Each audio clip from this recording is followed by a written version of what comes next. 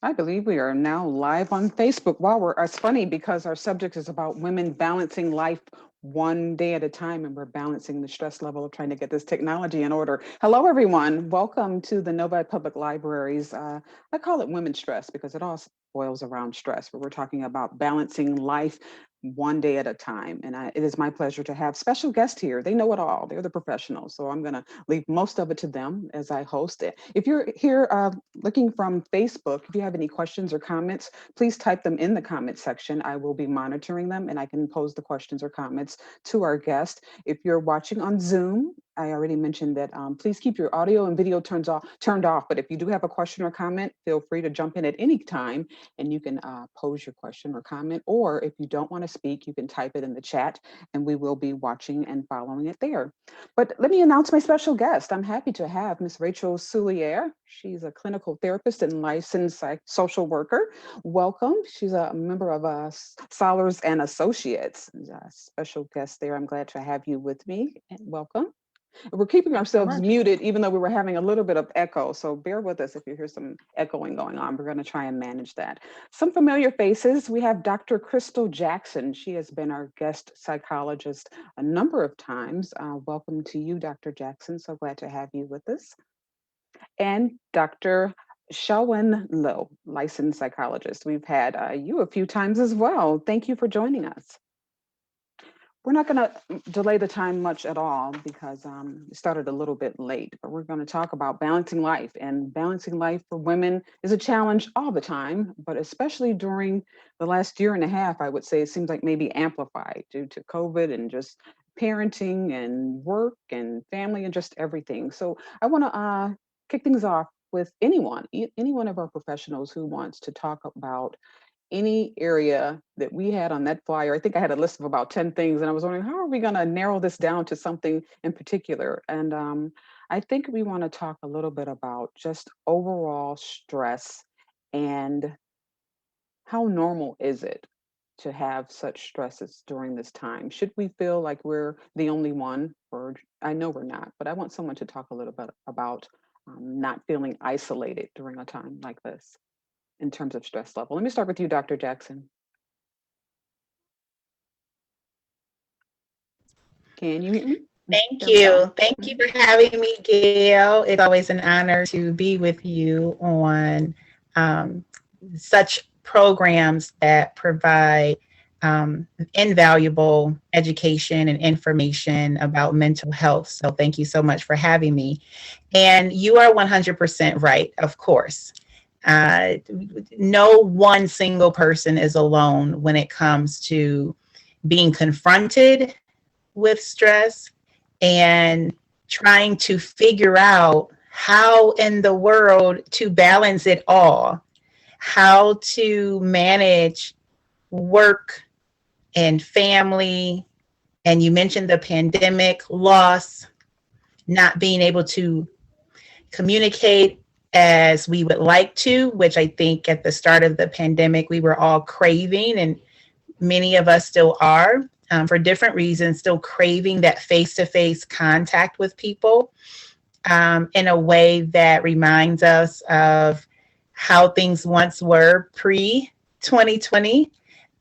So, managing all of that type of stress and more, raising children, it is a part of what we all experience as humans.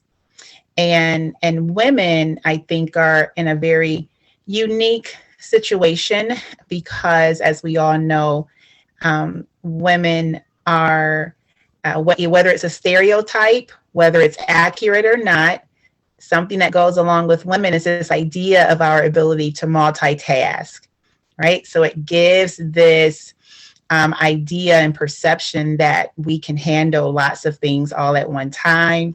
And that idea in and of itself can create additional stress for women because now whether it's uh, externally or internally promoted that idea, it can build pressure and some false expectations about how much we can handle at one time. Mhm. That's true. I mean, is that not true? We can't handle. multiple things at one time? It seems like we do, or we just should not. Which one?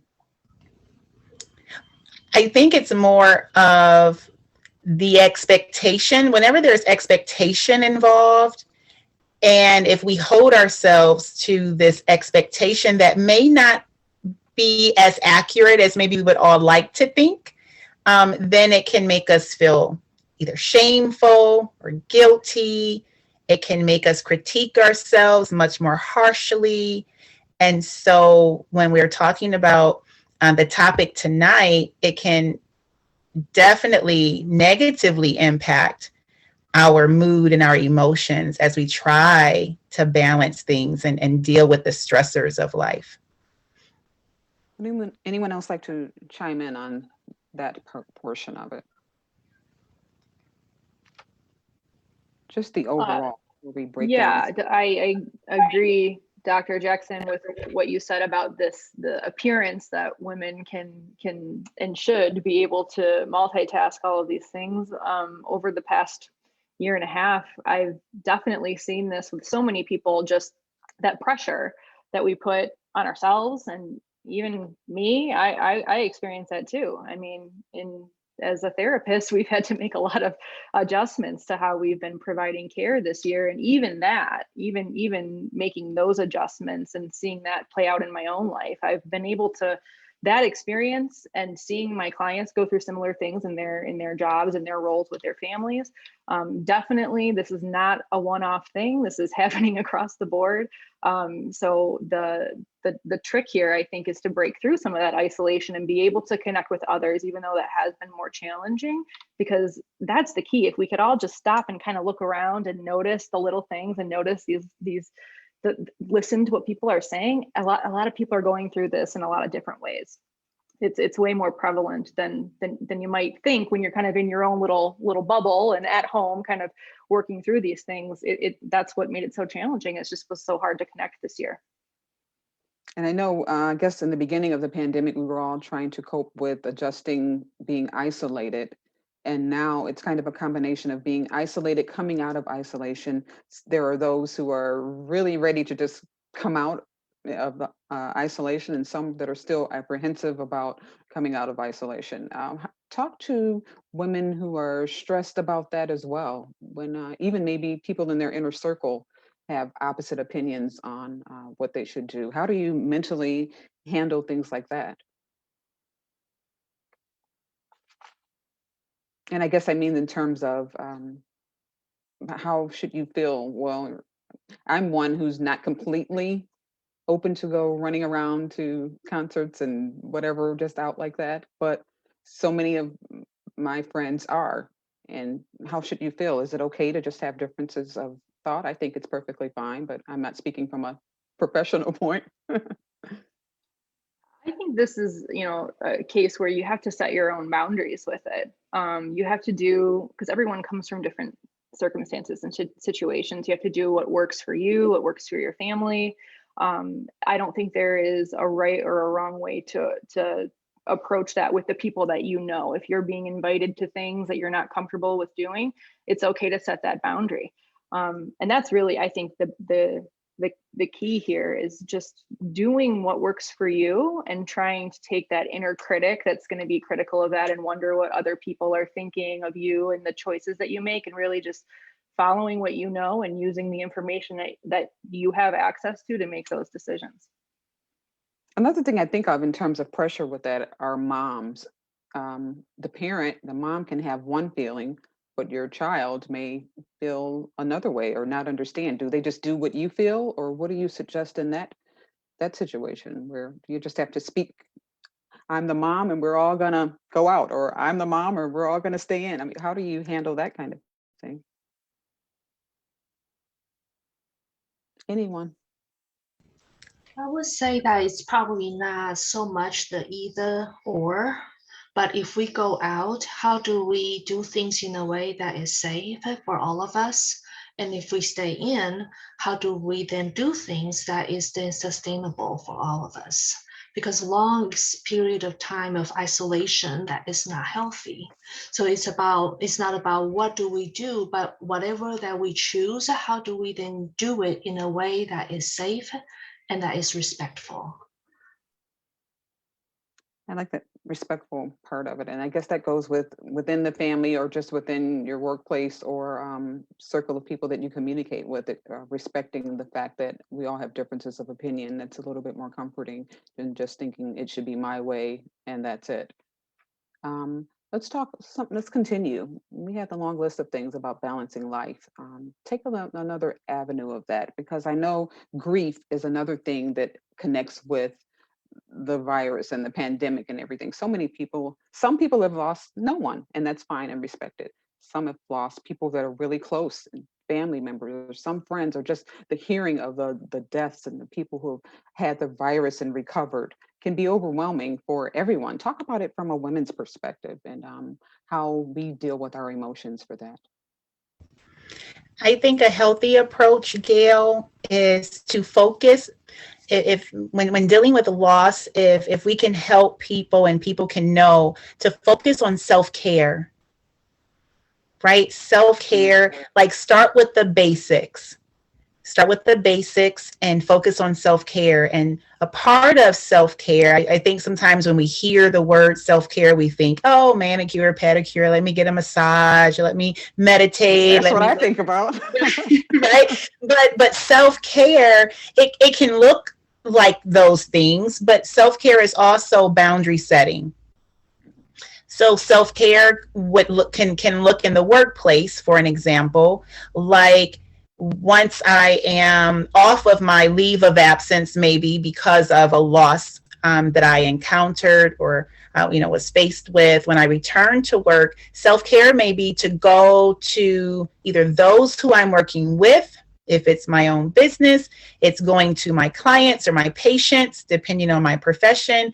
It could be going to my boss, supervisor, and I am explaining to them, I'm communicating what my needs are. So it's acknowledging that there may be a difference between what I was doing before my loss and what I now feel comfortable doing since the loss. And people understanding that that is okay. And that is a needed conversation in the workplace, because sometimes people just make assumptions. And when they see you back, maybe you're such a great worker, they're like, great, let's get back to work. Let's get back to work. And you may be feeling, how could they?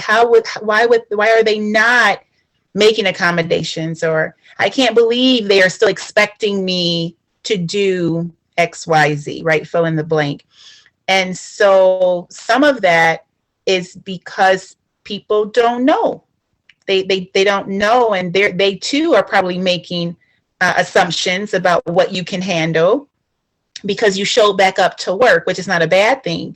But in doing so, the self-care aspect, I encourage that to kick in and encourage people to have those open and honest conversations about what your limits are. What your capacity is at that moment. I also think that self-care can look the same way when you have relatives or friends who feel like they're doing you a favor. They want to take you out somewhere, and maybe you don't feel like going out, and knowing that it's okay to communicate that to your friends and family and say, I'm not really feeling up to going out, versus again placing that pressure on yourself to propel you to say yes to something that you really don't want to do. Going on trips or going out at all, maybe sometimes you put limits, and again, it doesn't have to be very black and white. There's that gray area, right? So maybe I go out, but I'm only going to stop in and say hi, and I'm going to leave right back out, right? So it's not necessarily a black and white, like all or nothing way of approaching things. Maybe you start to figure out see those gray areas, or allow for those gray areas to come in and be a part of how you decide to take care of yourself moving forward, or as you're working through kind of figuring out, I just lost this person, this loved one, and And life is completely different now because this real human being that was here is no longer here. And so now I'm trying to figure out, how do I maneuver and adjust to this life without this new person? How do I figure out how to carry this person with me in a different way? Right, because now they're no longer physically here, and that can take a lot of time. So I think self-care, from the position of, communicating what our limits are, is really important. You said a lot of good things there, Dr. Jackson, and this can relate to not even COVID related or loss. This can kind of bring out some things that maybe you didn't know how to embrace or confront, that had nothing to do with COVID. It's just Mhm. expressing your feelings, it's expressing your needs, setting your own boundaries. So I do respect that. Anyone else have a comment? I would like to thank Dr. Jackson's reminder to all of us that self-care is not just about pedicure. And I want to also then give the audience some other examples that we often don't think about, which is one of them that I love, is to then learn to let go of the guilt, right? Mhm. Because women are expected to do everything, and then we cannot do everything. A lot of women suffer from guilt. And so learn to let go of that. That's also a way of self-care. Mhm. Um, and so carve out time either to connect or disconnect. And then that's also self-care. So those are the two ideas I want to put out there. And I also want to say that with the grief, I think the COVID grief, by losing somebody due to COVID, what I found that is one thing that is different than the other kinds of grief is in that. So for example, a client of mine lost her father to COVID, and then watching or listening to the news about people who refuse that it's a real thing, and that they talk about not getting vaccinated and not wanting to wear a mask, that is very triggering for her. And so then then what we talked about is then to learn to then how do you put boundaries around your consuming the media, because that can be very triggering. Or nurses that I work with, and then coming out from a shift, 12-hour shift, and then working with COVID patients, and then come out and watching people get so close to each other and not have any kind of protection. They just feel like they just lost it. And so those are the things that it's also important to know that these are things that can be triggering for them, compounding that stress, and to find ways to then protect themselves so they can have that release or that restoration time. So Mhm. that's another thing I want to add about the conversation so far. Very good. And how do you relieve those kind of stresses or triggers when they are right there at your face? What can you do for yourself? Because you really, that's who you're responsible for. I can jump in here for a Sure. second, and because I wanted to add with the boundary setting, again, thank you both for bringing that up. But I think I like to tell my clients that boundary setting is not always just communicating the boundary to other people. There's a process that happens long before you get to that point where you have to figure out and explore exactly where your boundary is. And not all boundaries need to be communicated. Sometimes that's just a boundary that you set with yourself. And I think Dr. Jackson had mentioned, okay, I'm going to go out, but I'm only going to stay this long. Or I'm going to go to this family function, but if this topic gets brought up, I'm going to remove myself. I don't necessarily have to communicate those things to hold those boundaries for myself. Right. So I think, to kind of answer your question, Gail, it's really an exploratory thing to that can be part of the healing process from dealing with that stress and those triggers, is to really kind of sit with yourself and explore where that line is for you. That way, when you approach it, and it's much easier to communicate once you really figure out exactly where that line is. Very good. Like that. Okay. What about your spouse? I never mentioned that. Do you handle these things a little differently and I said people in your home, and I mentioned your children. But what about if there are differences with your spouse? You're seeing things differently, or just trying to cope with the whole thing of whatever's going on? You know, that being, I've heard of, is that true? So many divorces since the pandemic. Is that accurate? I've seen that on the news. Is that true that you really find out who you're married to?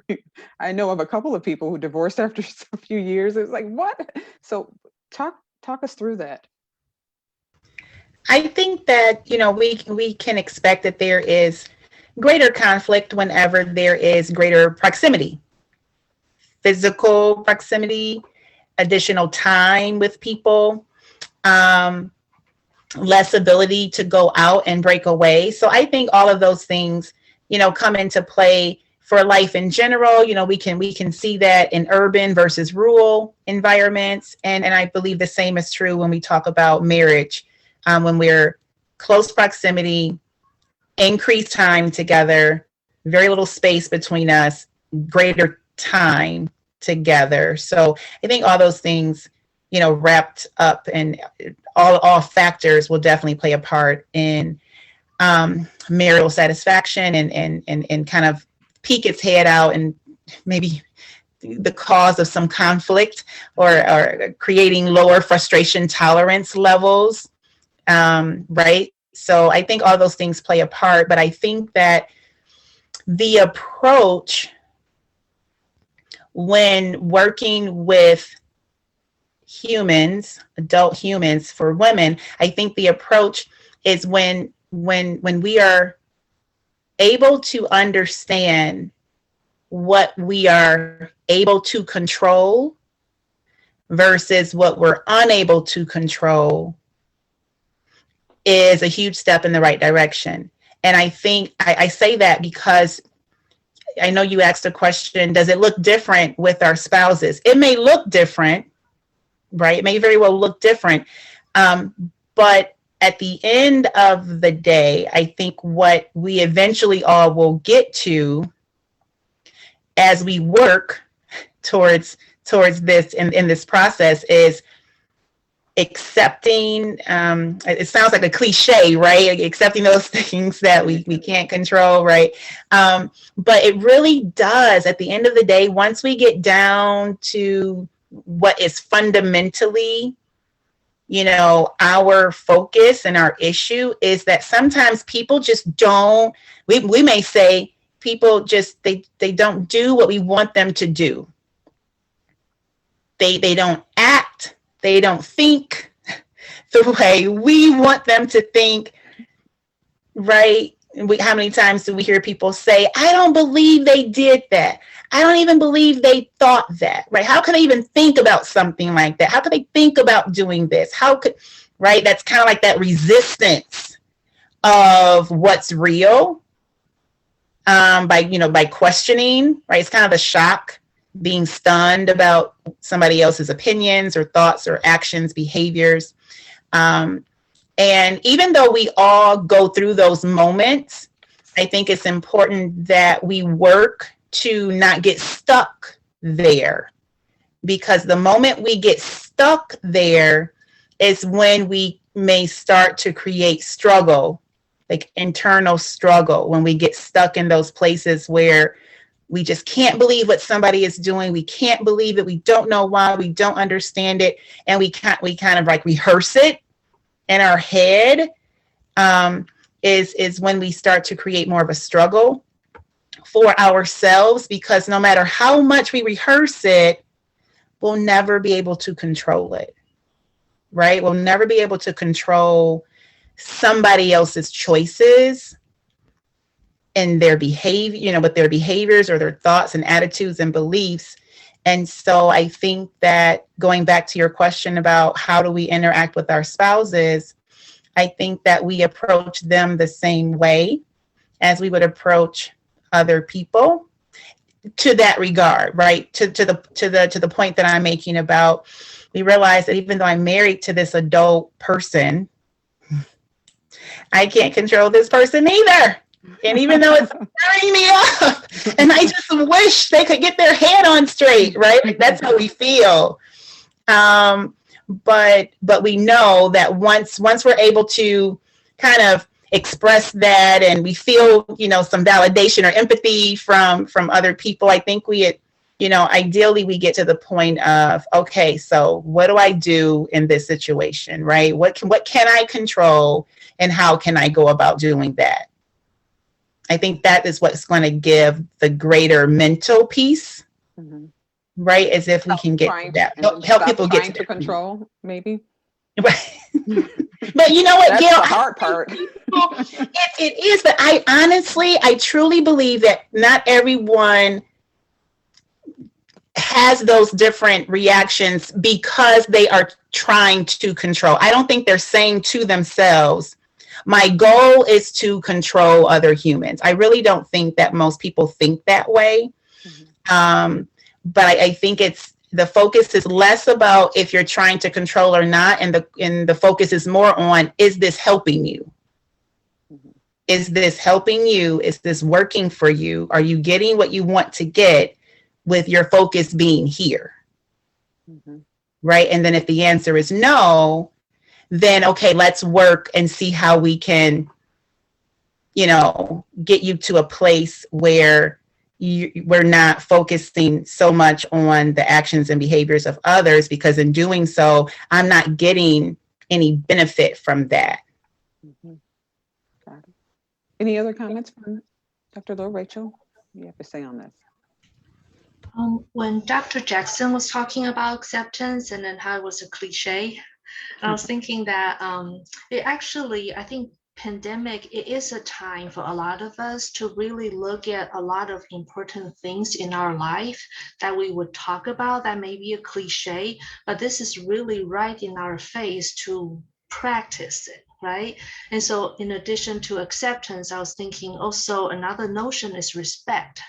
How do we practice respect, right? So if in a situation where if one partner think we gotta wear a mask, the other person doesn't think so, how do we respect each other's choice? That's not easy, right? And especially when also added that we're already in a pressure cooker and then everybody's is frustrated. How do we really respect? And I think this is a real test for that. So one of the way that I also help clients to think about is then how about instead of resisting this opportunity, we embrace it, right? God or whoever, whatever you believe is giving us this opportunity, a lesson. And so that's practice. It's a lot of our flaws are showing up. A lot of strength are showing up too. So how do we use this opportunity to be a better version of ourselves or a truer version of ourselves? That can be something that we work with. Yeah. Oh, very good. Rachel, it's your turn. I want to hear what you have to say about that too. Any comments? I lost you. Uh-oh. I don't see her. So log up again, Rachel. I lost you. We're going to keep on going. So that sounds good with the relationship aspect of it. As the woman, since we're talking specifically to women, do they take a role in making all of this happen that you suggested, Dr. Lowe and Dr. Jackson? Because maybe the husbands are not listening right now. So how do they maybe turn things around if that need be? You just suddenly, oh, I heard this from this Novi Library programming conversation, and here's my new strategy, or find us a smooth transition into improving things at home with your spouse. I will say this is that in working with couples or people who have relationship concerns, I share this piece of information, and that is then the backbone of our work together, which is I ask them to guess for me what is the most powerful prediction of relationship satisfaction. And the answer is, I'll give the audience a few seconds to guess it. And so it's not education, it's not money, it's not sex. It is the couple's ability, whether married or not, it's a couple's ability to problem solve together. So the more capable this couple can problem solve together, the higher their relationship satisfaction will be. So what that means is if you think about low satisfaction in your relationship, follow that thought, wonder about how well you two are problem solving together. And that is so tangible because oftentimes it's because we're not able to problem solve together, which includes communication and then the actual problem solving. So then those are the things that we can then, is more practical and concrete, and then we can learn to do for our relationship satisfaction to come up. So that's what I would recommend. And then, so any one of you that is listening, if you would like to, you can talk to your partner about this is what I learned. What do you think about how well we problem solve together? Right? And can we work on that? Because I still want to be with you, unless you don't want to be with the person. Then figure something out. But if you want to be with this person, don't give up and focus on, can we, let's get books or go to whatever, get resources so we can problem solve better. So mask, don't mask, right? How do we respect that? And then how do we problem solve this? So it really isn't about masking or not. It's about given this difference. I have couples that fight about toothpaste cap. Okay, or the toilet paper, should it be like under or over, right? Is So that then true? it's about Couples really do argue yeah, about that? Yeah, I just thought yeah, it was. but that usually is not, that's not the real issue, right? Mhm. But it is that they're not able to problem solve together. And so then anything becomes an issue. Yeah. Rachel, I lost you, but we got you back. You have. Yeah, I don't I'm know if you had here. a chance Sorry, to I hear don't know what some of. happened. No, I don't know. That's okay. We're okay. But I want to give you an opportunity. We're still talking about husband, wife, or whatever relationships that women have, and how they address maybe their newfound knowledge through listening to us speak. And you just toss this on your spouse and change, or what adjustments do you make, or any kind of comment about relationship? I mean, I think Dr. Lowe really hit the nail on the head here when it comes down to, like, this is not about the actual topic that you're arguing about. It is about the problem solving, because I mean, I think we can see from the world around us that there are a lot of different opinions out there about what's happening. And if that is happening in your own home, you really need to be on the same page with how you communicate about it. I think that's the most important thing, because if we can't talk about, as Dr. Lowe said, the problem solving, then you're never going to really get to a solution anyways, because no one is going to be willing to concede on things. So that I don't have really anything else to add on that. I just thought what you said was great. One thing I think about it, and I'm probably digressing a little bit, so just reel me back in. What do you do in a relationship when, say, the man is the one who doesn't want to talk, but the woman says, no, we're going to talk this through? You know, that's probably a common thing in relationships. You have one who wants to work it out, and if it means staying up all night, we're going to stay up all night and talk about it. And one shuts down, I don't want to hear it. How do you balance that, or what do you recommend in that type of situation? I think compromise is the biggest factor, which again goes right back into problem solving. So it's, at the end of the day, the issues in marriage all go back to a need not being met. There is a need. Regardless of what the need is, there is an unmet need. And there may be oftentimes it's a matter of, a person may say, well, women, we may say, oh, I told this to my husband I'm always communicating, right? That's all I do is communicate. He knows, right? what I have, what I want, or what I need. But the truth is that sometimes we may not be communicating as specifically as we need to. We think that we are communicating when we talk about what we don't want or don't like versus what we do want and what we do like, right? So it's just kind of being able to tweak, how we communicate, right? All communication isn't effective. All communication isn't fruitful, right? So it doesn't always produce what you want to get out of it. And when you see that that's happening, it's really important to, again, maybe seek counseling or guidance, whether it's individual or as a couple, if both spouses are on board with that idea, to seek out communication skills and how to improve in that area so that you are able to problem solve. So I think that compromise is really important. If, you know, one person, using your example, Gail, if one person wants to stay up all night and they just want to hash it out until the problem is solved, helping that maybe partner understand, and again, asking them the question, so is this working? This is what you're doing. And then you start to ask them to think and reflect on the effectiveness of that approach.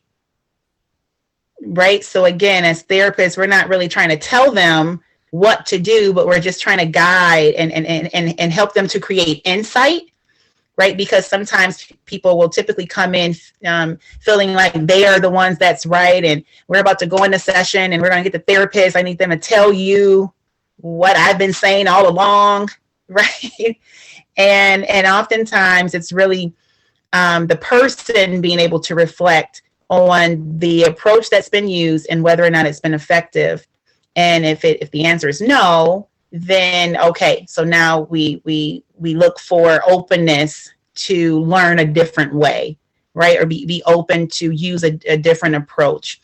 And in that situation that you, or that example that you gave, maybe it's a matter of, okay, so the approach of talking all night doesn't work, and the other person's approach of kind of abruptly ending it, saying, nope, I'm done, walking away, well, that hasn't been effective because you haven't really resolved the problem here. So maybe it's, we don't stay up all night, and instead of just abruptly ending and not returning, maybe we come to an agreement and say, okay, so maybe we resume this, you know, once we can calm down, relax. I can hear you. I am really upset right now. I don't want to say the wrong thing. And so maybe we return, right? Okay, what about tomorrow night? What about tomorrow morning? Let's sleep on it. Let's wake up, fresh start, right? So instead of kind of allowing it to linger, and instead of trying to force your partner to hash it out with you, maybe the compromise would be, okay, we've talked enough, or, you know, to the point, and respect. I think that respect part that Dr. Lowe said is really important, respecting the needs, right? I need a break, right? I need a break. And then the other partner needs to talk about it. So we have a compromise here, and we just say, okay, let's table it for right now and let's come back at an agreed upon time. What works for you? You want to wait until after you come home from work. If there's children involved, after the children have gone to bed, you want to make a date night out of it to increase the chances that we don't cut up on each other. So we're in public. Maybe that'll help, right? You just kind of brainstorm, right, as to what will work for you. But I think it's going to all go back to the compromise and meeting the need that's there. Okay. Yeah, Dr. Jackson, you kind of make me think of an approach that I take with most of the couples that I work with, which is, you know, one of the broad examples that I just give them is, hey, like if you need to talk, especially if we're talking about a disagreement, let's try making time every day just to make sure that you guys are just communicating in general, instead of being like, hey, we need to sit down and talk, right? Because that can induce a lot of anxiety for some people. And it also brings a heaviness to the conversation that might not really even need to be there if we are having consistent communication. So my rule of thumb with couples, make sure you're talking to your partner for at least 10 minutes a day. I know it might sound like a ridiculously small amount of time, but you would be so surprised how many people are not actually taking that time to just have casual conversations, much less confrontational conversations. So it's when you already have that built in, you can really layer in the disagreements, the confrontations that might need to occur in a way that doesn't feel so heavy for the partner that might not like the big heavy talks, you know, let's sit down and talk about this, and ends up kind of lasting all night. The key here is to make it casual, consistent, and not overwhelming. So keep it at a time that works for the two of you, where it can be layered into dinner if you have that good one-on-one time, or while you're getting ready for bed at night. You know, it can happen anywhere. Just make sure you're taking the time to do it, and it makes these conversations a lot easier to have. I like them both. I drop it in chat, a book that I would recommend. It's called Fighting for Your Marriage. And if Novi Library doesn't have a copy, I'll recommend it. And the reason I recommend it is that it's written in a very non-jargony way. It's very concrete, and there's exercises for people to walk through. And the dynamics that Gail talked about, I think we call it the pursuer. So one will pursue the other, and generally then the other person will run. The more they run, the more the pursuer pursue. So they also talk about that dynamic. And if you find yourself in that dynamic, you're the runner or you're the pursuer, there's some tips in there. Mm-hmm. Once again, that book, for the people who are watching on Facebook, it's Fighting for Your Marriage by Markham Stanley and Blumberg. Fighting for Your Marriage. I'm repeating that for the ones who can't see it on Zoom. Continue, Dr. Lowe, please. Thank you. And then the other thing is, Gail, I'm just watching the time. I also want to remind people, that audience, if you have questions, then you can type it like Gail suggested earlier. So we can also address your needs better. Absolutely. And it doesn't have to be about marriage at all. Everyone, right, you know, right. Some people balancing have a perfectly life, right? happy marriage and no problems there at all, right? But we still want to continue some of our other conversations that we're talking about, women in general, depression. Let's hit on that a little bit more, and signs of depression or stages of depression. I know I looked up some things that talk about irritability and fatigue and stress and things like that can all connect with depression. Am I right about that? Yes, and change in appetite. Oh, go ahead, Dr. Jackson. Dr. Lowe, go ahead. Dr. Lowe. I was going to add that, so changes in appetite, either increasing or decreasing, sleep problem, either you cannot fall asleep or you sleep a lot, or you cannot fall asleep and then you sleep, overslept the next day, trouble getting out of bed. Those are also signs of depression. Mm-hmm. Or when you just can't turn it off when it's time to sleep. I can speak from person and that may come from some of the things that you mentioned, Dr. Jackson, when you just take on, you think you can do multitasking and maybe you can't when it's time for sleep and your brain just doesn't turn off. That may not be depression. That just could be what? Is there a? It could be. What is that? It's typically dealing with, if we're talking about, your thoughts not being able to shut off, and you feel like, I just can't shut off my brain. It's still running like all night long. The engine just won't shut off. It could be worry, right? It could be some anxiety that's there. Just feeling overall, overwhelmed with life and its stressors. One thing about depression is that, we don't always realize that sometimes it could be related to menopause, right? Depending on our age, it could be some organic cause, right? For the depression that a person has. And so it could be a thyroid issue, so I think that, one thing that's really important is to have a team, right? So if you are in therapy and you're being treated for depression, hopefully you have a therapist who's also encouraging you to stay in contact and still be treated by your own personal physician. If you're not in therapy, hopefully you are on your own, just, following up with, physical exams and, comprehensive blood panels and all those different things so that they can have an increased chance of catching something that may be organically causing the mood dysregulation with symptoms that may appear to be depression. It may actually be depression, but if it's something that is physically going on, therapy alone is not going to be too much. It's not going to bring the resolution that you're really wanting to get, because there's something organic happening from a physical, medical standpoint that needs to be addressed with a medical doctor. So it doesn't mean that therapy won't bring you some relief, but it's not going to get you what you really want, which is to resolve it. And so if there is an organic cause, a physical medical condition, then I would say address that first and then see how you're feeling after that is addressed to determine, okay, if it's really, something else that can be worked on and processed with a therapist. So I just think that that's an important piece to mention, Gail, when you ask the question about, depression and, what does it look like? I think being aware that there can be so many different causes, and being able to work collaboratively with a team of people to help the woman in this case, and so that's the topic tonight, understand and figure out what exactly is going on, can be really helpful.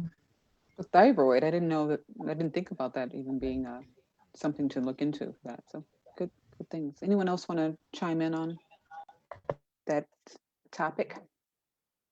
And it was really about depression and some of the signs. I quickly just want to add that, we as women, I think, tend to, we've talked about this a few times tonight, pile a lot of things on and think that we can handle a lot of different things and a lot of different roles. And what I see most frequently is people who wait too long. I mean, not in a detrimental way, but to get into therapy, you don't have to meet all the criteria to make yourself an appointment. If you feel off, I mean, this time that we're in is especially difficult. So if you feel off and you're not able to access the same supports, that's the biggest thing, I think, is that we are not able to access the same supports that we had access to 2 years ago. Even if you haven't changed really a whole lot about your life individually, the world has changed. So the way that we have therapy now on telehealth and the way that we are socializing and everything just kind of looks a little bit different. So because you don't have access to those things, getting help is really important. And I just, you don't have to wait until you're checking all the boxes of the symptoms you might see on WebMD, or if you're looking up depression. If you feel off, make yourself, if you have access to therapy, make yourself an appointment. How do you share Add that? to what Rachel said, that if you experience those symptoms for longer than 2 weeks, that is a good time to then know that you can call for an appointment. How do you share that with your family? Do you tell your family? Do you just call the therapist, or what is? I guess there's no specific thing that you should do, but how do you let your family know that there could be something wrong with me, even if you're the one that's doing all the shooting out and the blaming and the arguing? How do you acknowledge that it's I'm the one? What do you do? I think that so depends on the individual circumstance on this one. If you have people in your life that you trust and that you're close with, then I absolutely encourage people to talk about that with their trusted loved ones or friends. But again, if you don't feel like you have that support network, then you don't have to be successful in managing this. Someone has a question about grief, and they're asking about anger and how that ties into, I guess they're saying loss, anger, and grief. Can someone speak? I know that's one of the stages, isn't it? Anger, part of the stages of the grieving process. Can someone talk about that part, or how worried should they be, or will this pass? I guess is what they're trying to ask. Is anger a normal component of grief?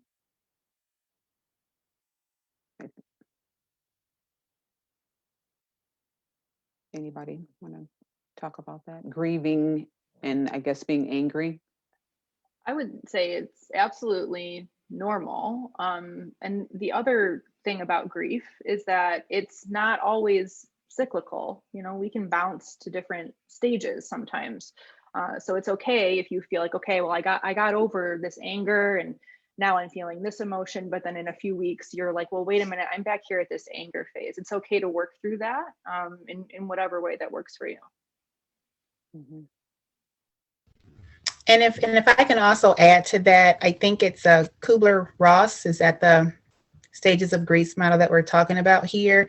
That was really initially kind of the person who came up with that. It was really about the anticipation of loss, not really after the loss has occurred, but I think it still applies in both situations. But I just wanted to bring up the initial intention of that, stages of grief, because as Rachel said, it is not cyclical at all. It doesn't necessarily, we use the word stages, but it doesn't necessarily happen right in the order that it's listed.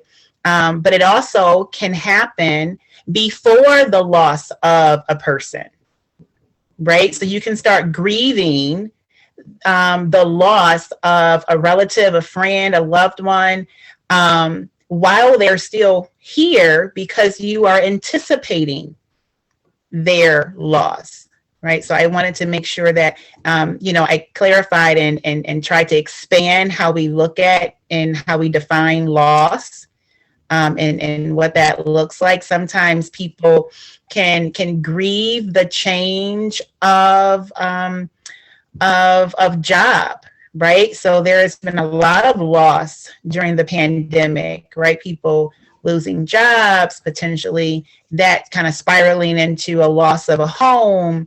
And so those are all still significant losses that can manifest the grief, right, that is experienced when a person loses like a physical, right, person in their lives. It's still all a part of that loss experience. And so anger is definitely can be wrapped up in that experience of loss. Mhm. Someone's asking about their children. My children seem to be picking up my habits and how they respond to what's going on in the world around them. What do I do? I guess they mean attitude. That's normal, I guess. Your kids pick up what's going on in their home. I guess it must mean on the negative side. So what do you do with your kids? Sounds like it's what do I do with myself? And it doesn't say how old the children are, so I don't know. So how do you talk to your kids about, not just about pandemic, just about how mom's doing, how mom's feeling, how mom's responding? And that can go from little kids to teenagers, how much they can handle, especially when they see a difference in how mom is responding to certain things. Is that a vague question? How to exactly answer that particular question for you, Gail, but the previous question from the comment that you received, the biggest thing is we're as adults always modeling for the children in our lives, especially if you have kids at home. They're picking up on your behaviors, your attitudes. So if there's something that you see where you're like, oh, I don't know if I love this, then what I would do is take a step back and really evaluate how are you behaving in front of the child, and is that maybe where they're getting this from? Are they learning this behavior from school? Are they learning this behavior from another adult or a role model in their life? And trying to figure out, again, back to the what do we have control over and what do we not? At the end of the day, our kids are little humans that have their own wishes and desires and behaviors, and that doesn't all fall on you. But that's where I would start, is just checking in on how you're modeling behaviors for the kids in your life.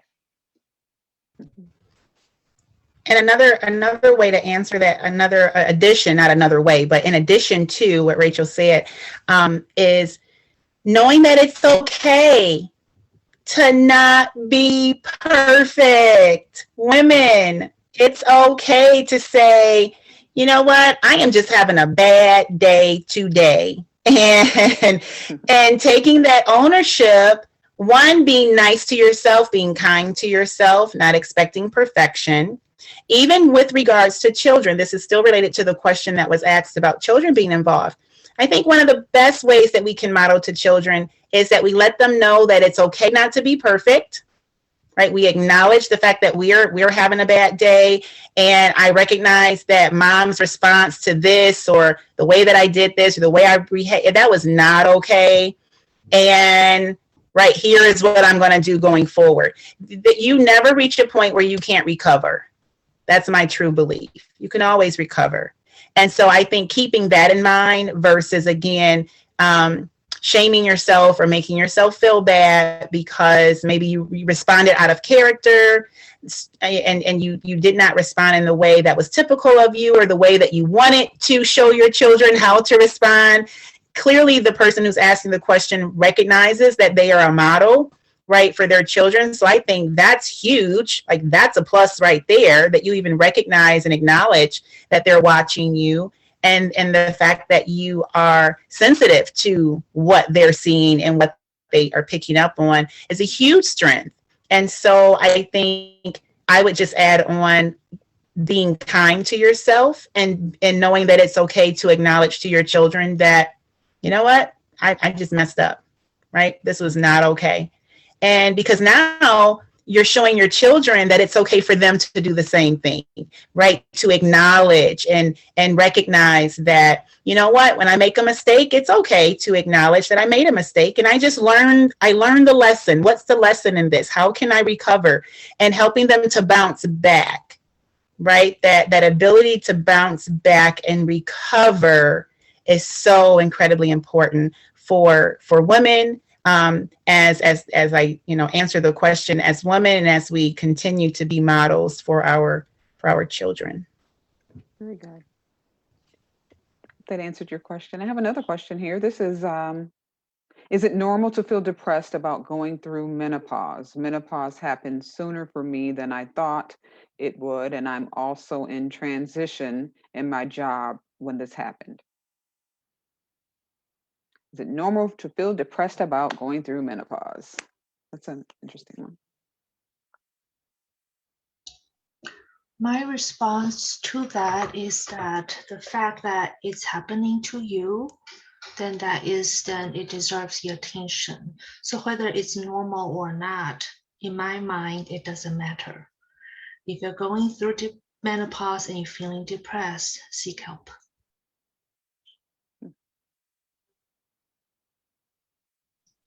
Someone else?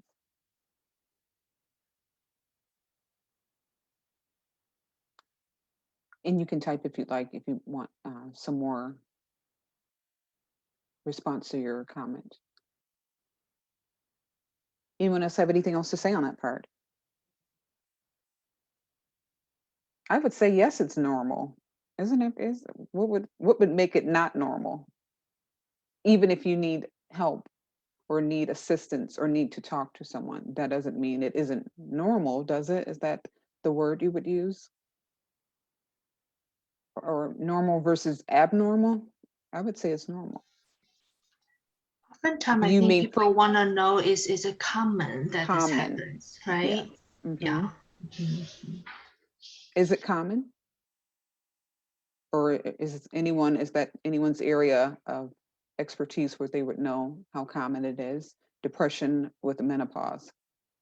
I think it just says feel depressed about going through it.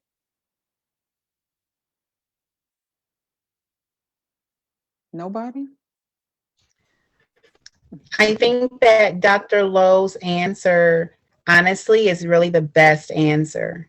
I really do. I really believe that the answer of whether or not it's normal or common, I think that if you are experiencing, symptoms of depression, that seeking help is the best thing that you can do. Because, to be very honest with you, when you go and seek help from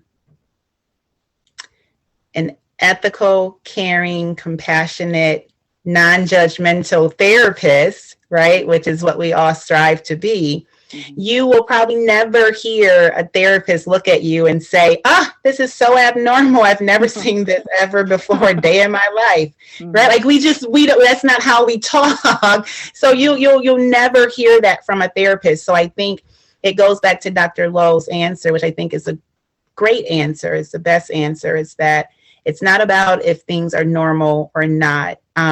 It's a matter of what you're experiencing and knowing how to get to the resources to get the help that you need. That's really the most important thing. Very good. Okay, you can comment if you'd like. I'm talking to the person who put the comment in the chat. If you'd like to know more about that, please type it in. Let's continue.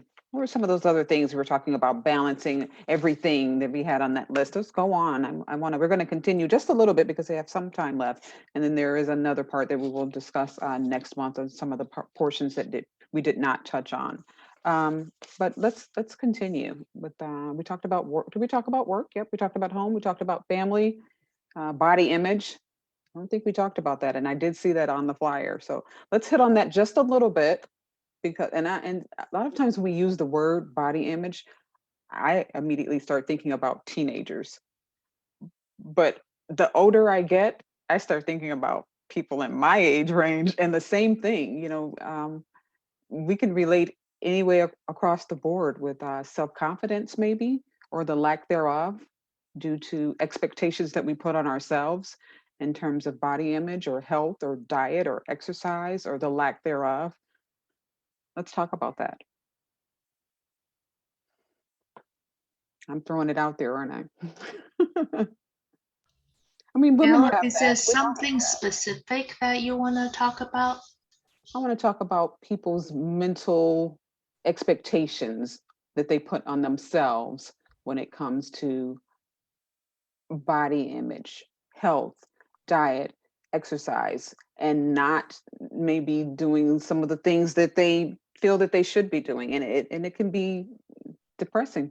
It still stems with depression when you maybe look at someone else and say, wow, or you look at yourself of how you used to be and you have those clothes in your closet that you say you're going to fit back into, and it can all play something in your head. I know it does. What do you say to that woman who feels maybe the low self-esteem of expectations that they put on themselves and they're not meeting them? Come on, ladies, talk to me. I would say that I think that's a pretty common thing to experience, especially now. I read, I can't remember the exact statistic, but I want to say that there was a study that showed that people have, especially through the pandemic specifically, have gained X amount of weight a month collectively. And because we don't have access to the same things that we used to have, gyms weren't really a thing last year, and I think they're just kind of starting to open up in the last few months now, but I don't know what that's going to look like in the future. But the bottom line here is to be kind to ourselves. Ultimately, do what works for you. If you are dragging yourself through a workout because of the pressure that you feel, that's not really going to be a very enjoyable experience for you, right? You want to be looking back on the lens of doing things for self-care. That really means making sure that we are taking care of ourselves. So if that exercise component or body image component of what you're doing for your self-care is not making you feel happy or fulfilled and is becoming a little bit more of a struggle, that means we really kind of need to dial it back in and listen to ourselves and do what works for us. There's no right or wrong way to go about doing what works for you, what feels good for you and your body. Mm-hmm. Very good. I like that. Let's talk a little bit about seasonal affective disorder. Can I respond to Oh, for that sure. question about Absolutely, body Dr. Lowe. image? I would Yeah. love you to, for sure. So when we think about body image, so I think when I work with people, not just women, men as well, or anybody in between, is that we have to recognize that our mental problems, issues, symptoms, a lot of the times is an interaction between us and the environment. And body image is a very good example. And I always talk to people about when we think about body image, what we think about is how my body looks. The problem is, and that is a societal problem, our bodies are not supposed to be looked at.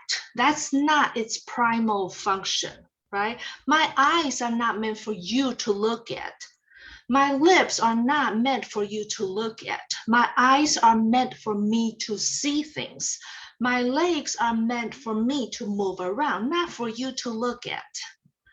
But then when we make body something to be looked at, that's when body image becomes a problem. So I encourage people to return to the root of things. If my eyes are for me to see, not for Gail to look at, then what would I do to my eyes, right? Eyelashes are to protect the sand from going in or the bugs that are flying too close to my eyes, not for anybody to look at. So I'm going to take care of my eyelashes. I don't need all those extensions, right? My thighs are to support me. So is it this long, this short, this thick, this thin? Doesn't matter. What matters is it supports me and it gets me move around. So return to that and we'll cut out a lot of body image issues. And then everybody else want to look at it and make judgment. I mean, they got 24 hours. They want to do that. There's nothing I can do about it. So that's my comment about body image. That's something I never heard anyone take that perspective on it, but you're right. I love that It's approach, absolutely, yeah. it's actually, Yeah. it's true. That If we was all could live that wonderful. way. Isn't that great? I like that. I think that's a high five symbol. Is that what that is? Can you all So see I that? think if collectively, every one of us can think that way, we reduce a lot of mental health problems, right? Not just for Gail to do, for Dr. Jackson to do, for Rachel to do, for all women. So talk to every woman that you know about this thing. I like that. All right. I don't know if that was a high five, it looked like a high five, or if it's a raised hand, then unmute yourself and you can comment too on that. That was pretty good, Catherine.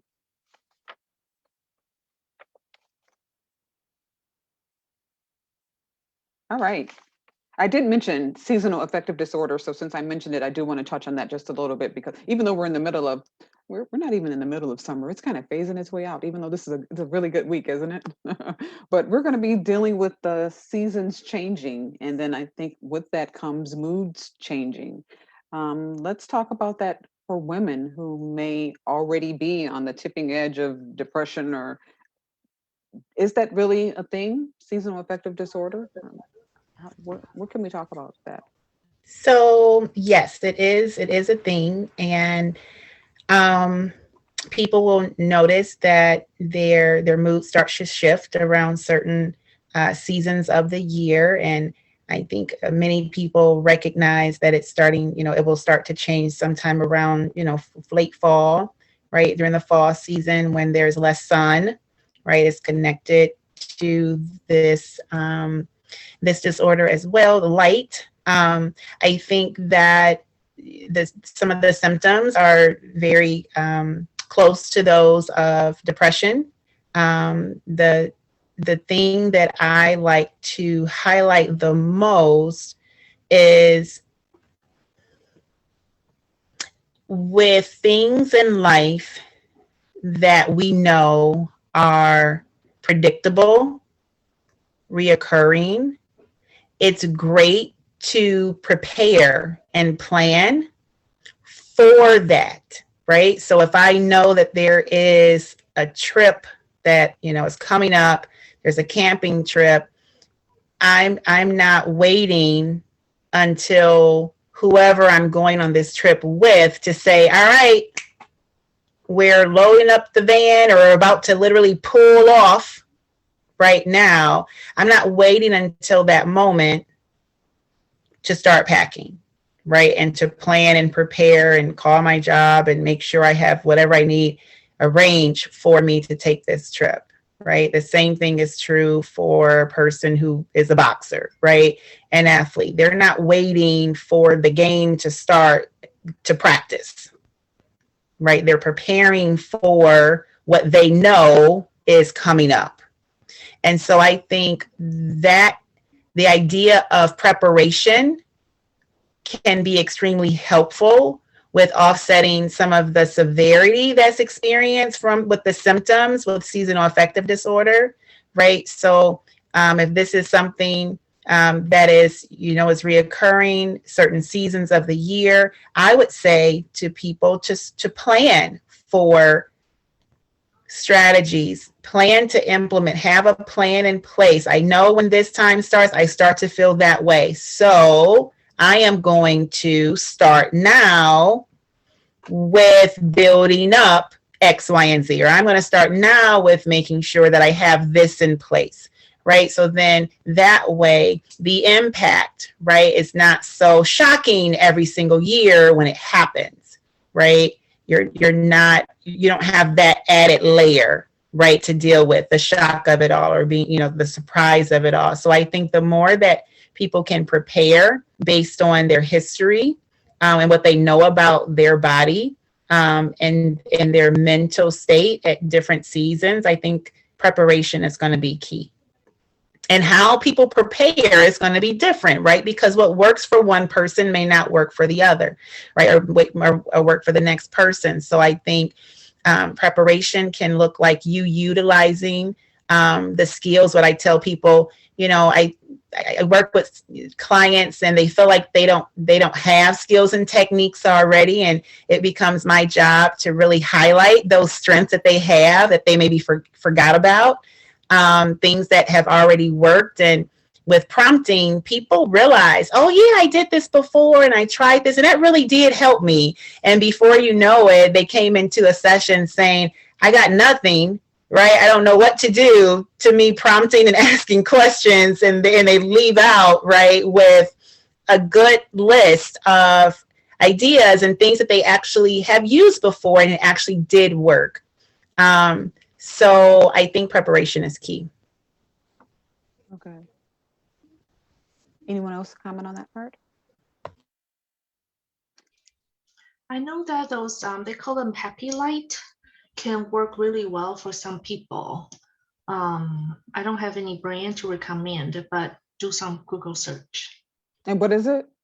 I think they call it happy light or Happy light light. therapy. Yeah, Light therapy. but that Yeah. is helpful only if you're mostly because of the sunlight issue. So they mimic the sunlight, and then it'll help you feel better. Mm-hmm. Interesting. Good. You know what? I think I want to make sure everyone knows that whatever you're going through, I'm talking to the women, don't be fearful or apprehensive about seeking out assistance from a mental health professional. And I think many do, because, some women have never even thought about it. It's like, it's not that severe. And it doesn't have to be that severe. Define what is that severe even means. You can see how easy it is to talk to the ladies that we have right here, and they're not even in a private setting of talking to you one-on-one. Feel good about yourself to even admit that I should talk to someone. I think sometimes we put it in our head, and that can be an added depression or an added thing that's weighing you down, saying, I don't need to talk to anyone. I don't need to talk to anyone. I got this, or I'll just talk to a friend. And I shouldn't say just talk to a friend, because that can be helpful as well. But that's what we have: mental health professionals, social workers, psychologists. That's what they're here for, to help walk you through whatever you're going through. And sometimes you'll find out, oh, that was all I had to do, huh? Um, and you can get through this. I want maybe we have just a few more minutes. I'd like to hear some closing comments from each one of you. Whoever wants to go first, just to talk to women overall. And I want to also let you know that September 20th at 7 p.m., there will be another Women Balancing Life One Day at a Time session here. So register for that, tell a friend. And if we haven't talked about something that you wanted to talk about, you can email me or put it in the chat, some other questions and comments. It will be an open forum for us to talk about whatever we need to talk about. But ladies, please, whoever would like to go first, say something to the women as we close out this evening. I always put you right on. I put you right on the spot, don't I? I'll start. I just first of all have really appreciated the conversations that we've had today. I've learned from everybody that spoke, and the questions were great. I think if I had to kind of summarize this, is just we need to be kind to ourselves. This is a difficult time just with the pandemic in general, and there's so many things that as women we've specifically had to navigate differently this year. And if you're here, if you're breathing, if you're engaging with your environment, you're doing a good job. If you need help, that's okay. That is not a defeat. And I think that if we could all kind of collectively be able to share experiences and really be in touch with what we're feeling, it won't feel so isolating. There really are a lot of people with similar stories, and just everybody is doing a great job. If you're here, you're doing a great job. Be kind to yourself. Okay. Dr. Lowe? I'll say that take good care of yourself, especially if you have others to take care of. It's like that, when we fly, the flight attendant will tell us that we put a mask on ourselves first before we assist others. And so take care of yourself. Okay. Dr. Jackson?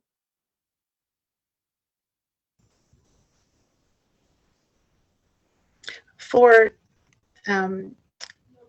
before I say anything to the women, Gail, I first want to again say thank you very much for hosting this type of platform for us all to learn from and gain insight from, to be the best version of ourselves that we can be. So thank you so much. And for the women that are listening live tonight and those that may listen at a later date, a different time, I would say that making yourself a priority is not being selfish. Making yourself a priority is not being selfish. So please take that with you from our session tonight. Wow, I'm going to take that one. Love it. Everything was wonderful. If you have a counselor, get one. If you don't, look at these three ladies and consider them. You can find them and look them up or whatever. Just don't be afraid. I feel inspired. This was a great conversation, and I would like to thank all of you for your time this evening. Be sure to log in next month, September 20th. We can hang on through there. We've gone this far, right? You can log onto our website to get the link to the program if you'd like to join in through our Zoom avenue. Otherwise, we still have a little bit of time left for the rest of the day, so enjoy it. Take some of the things that have been said and process it, and maybe it'll do a little bit of extra good in your life. I already feel a little more spry. Huh? Thank you all for joining us this evening. I appreciate it. Hope to see you again. Good night. Thank you.